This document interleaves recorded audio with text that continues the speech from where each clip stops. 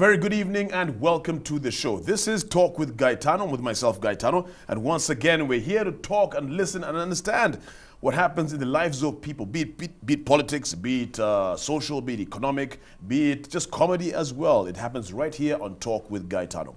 Now, today we're going to be talking about something, well, when you were a child, perhaps your parents said you must be a pilot, an engineer, or a doctor. And that latter one, the doctor, is what we're talking about. The matter of saving lives. Being a doctor is actually a profession that every Ugandan, perhaps, or parent would want their child, their son, their daughter, to sort of take on or be a part of. Well, tonight, we have a doctor in the studio to share with us the beauty, the ugliness about his profession. With me in the studio is the Director of Medical Services and Pediatric Intensive Care Specialist at IHK, Dr. Michael Muhame. A very good evening, Doctor. How are you? Good evening, Gaetano. Pleasure to have you in the studio. Yeah, my pleasure. All right. Yeah. So I started off over there talking about the beauty and the ugliness of being a doctor. But before we get into the whole operation theater, let's find out a little bit about you. Being a doctor, parents say be a doctor, be a lawyer, be a pilot. Tell me about life growing up before you decided to make that decision to become a doctor. Where were you born? Where are you from? So I'm from Bushenyi district. Bushenyi district, Yeah. And that's where I was born. Ishaka Adventist Hospital. And that's where I spent, so my early childhood was spent in Kenya because we grew up in exile. Okay. My dad supported the wrong party at the time. He supported the wrong party. I like that. Yes. So we only returned in 1987. In 87? Yes, and went back to Bushenyi.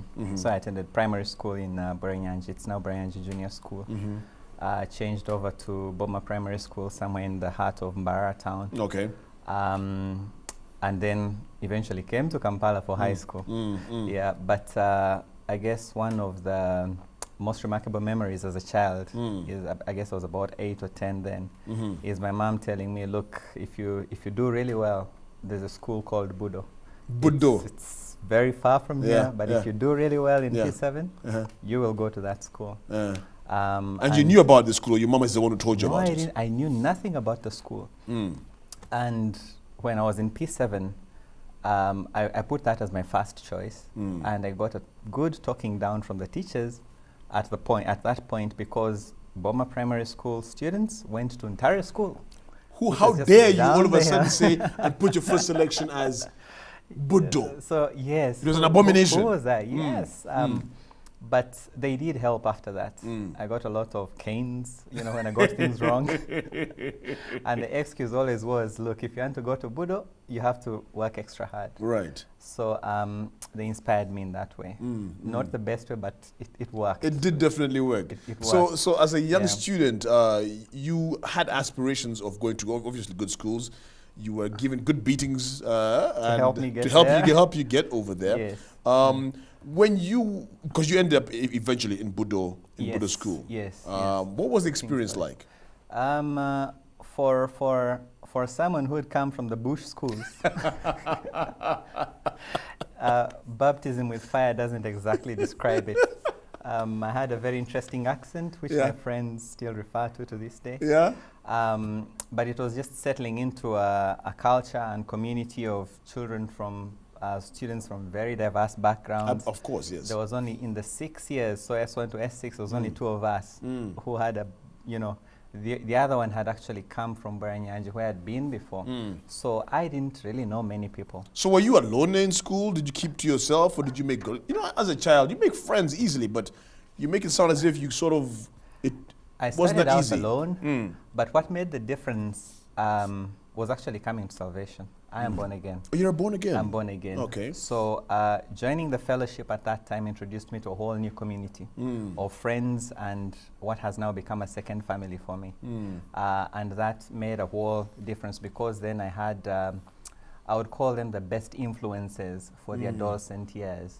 Because when were you born again? When did 1993. you? 1993. No, 1990. 1994. 1994. 1994. Okay. Yeah, September, October. It was the third term of the school. So I was blessed with a hugely positive influence and not just from my peers in the fellowship and in the school, but with very good role models as well, because there was people the likes of Stephen Langa, who now runs Family Life Network, Bishop Zach Nirinje. By then they were relatively young men, but they molded us and they made us into what we are today. Okay. But diverting from that, going into how maybe I got interested in medicine. Well, I'll come to that. Right. Let me just ask you this question. While you were in Budo, what house did you belong to?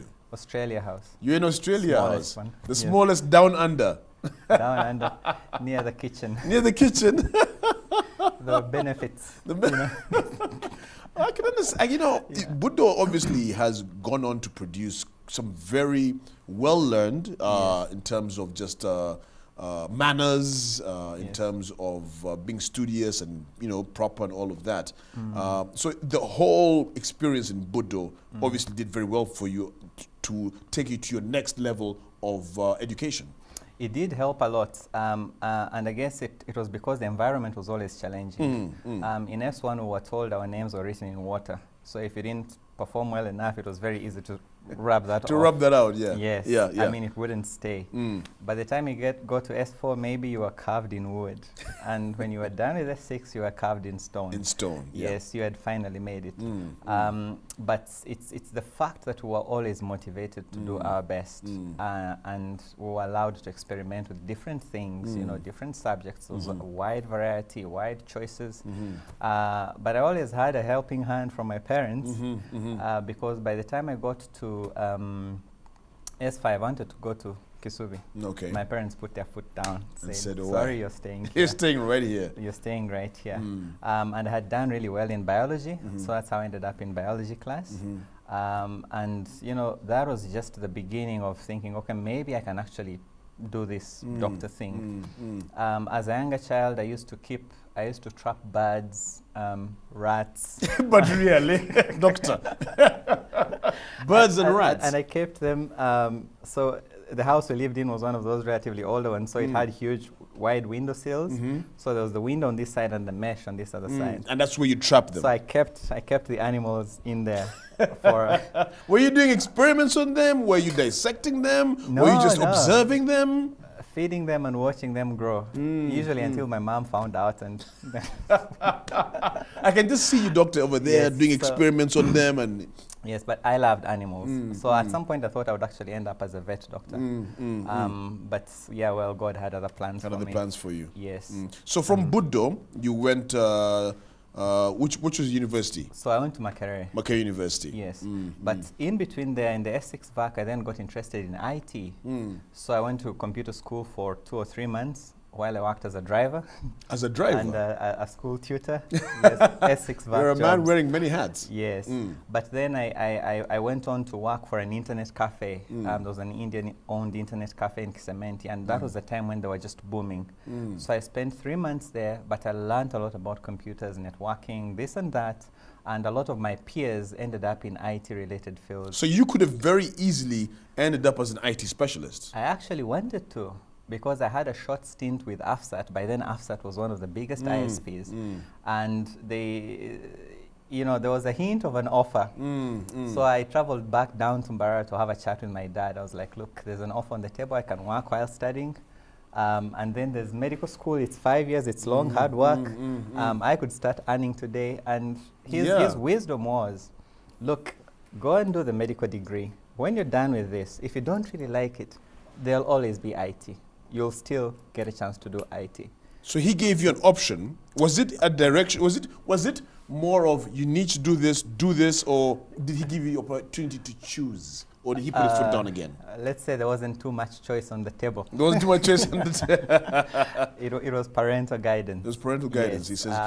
And I mean, at the time, my thinking was, look, if I actually don't like this, I can always opt out. So you were earning some good money. I made AFSAT a little money. Yeah, I think I worked with them for a month, and I was paid about 300,000, which was a lot at the time. Yeah, it's a lot. Which was a lot at the time. So I bought, the carpet in my campus room. I bought a big, one of those hi-fi systems, because that was the time when, the boom of, yes, 3 CD changer. Yes. But yes, I guess that was it wasn't the end, but it, the IT journey kind of took a pause there, and then medical school started. The medical school started. Yes. Right, we're going to take a very short break. When we come back, we'll find out now about the medical school and what it's all about, being a doctor. With me in the studio, we have Dr. Michael Muhame, who was a veterinarian, an IT specialist, a trapper of birds and rats, but he made the decision to eventually become a doctor, and that is where our journey will take us next, right here on Talk with Gaetano.